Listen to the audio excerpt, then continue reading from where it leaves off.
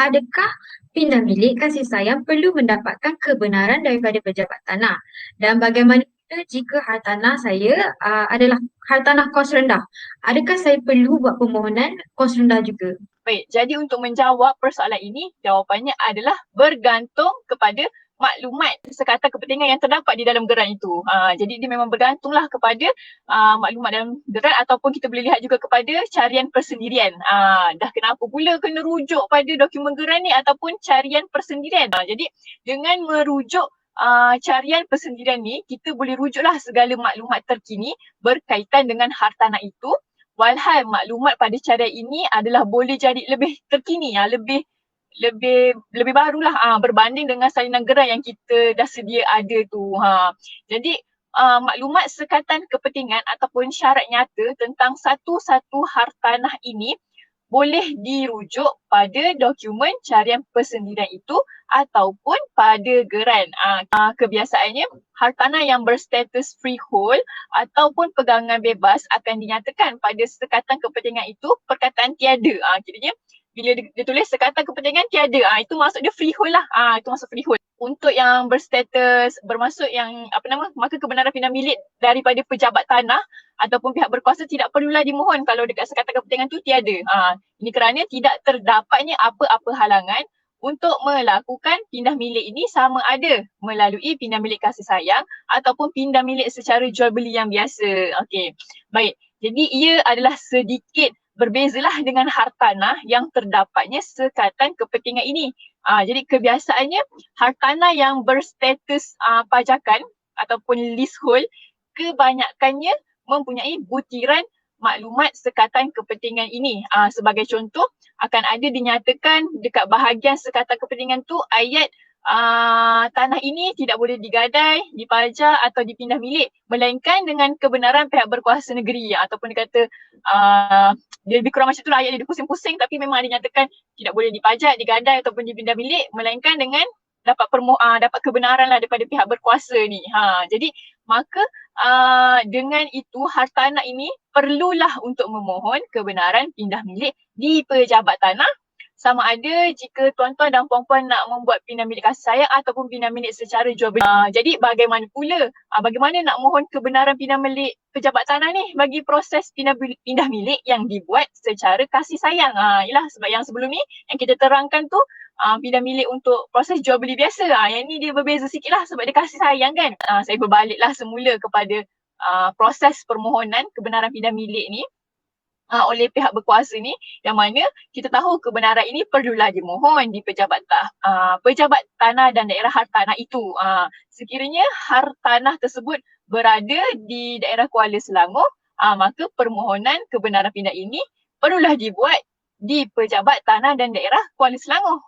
Kalau dekat Petaling, dekat pejabat tanah dan daerah Petaling dan sebagainya lah. Memang dia merujuk kepada hartanah itu dekat daerah mana. Okey.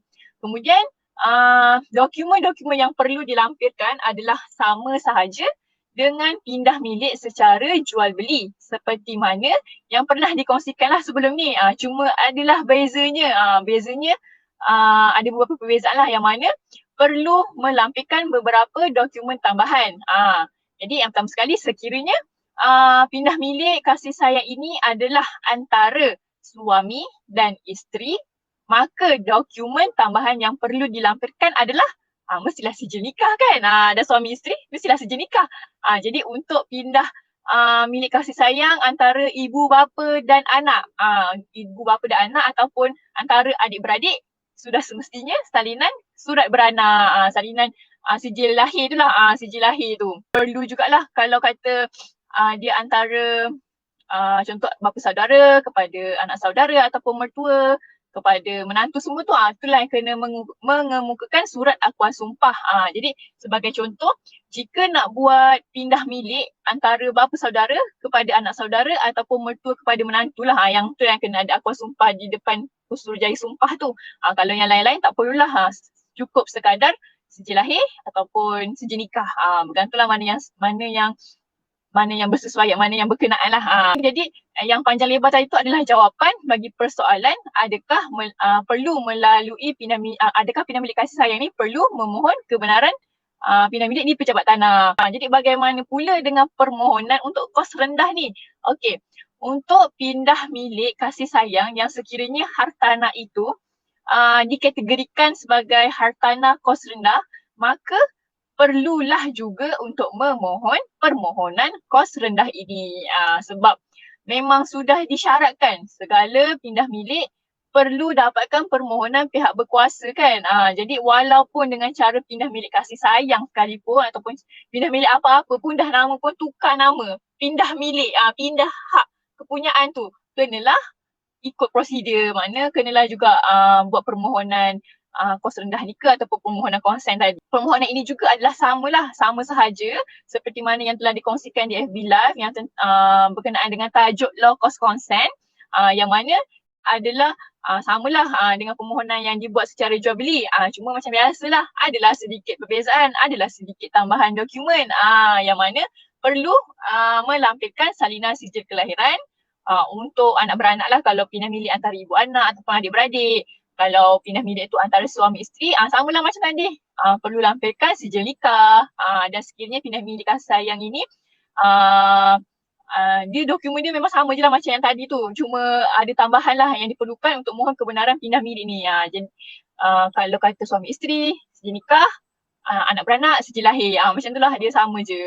Jadi saya kira saya sudahlah menjawab soalan yang telah diajukan tadi tentang perlu ke kalau melalui pindah milik kasih sayang ni perlu ke untuk apply consent ataupun low cost consent. Jadi jawapannya adalah perlulah sekiranya ada sekatan kepada hartanah itu.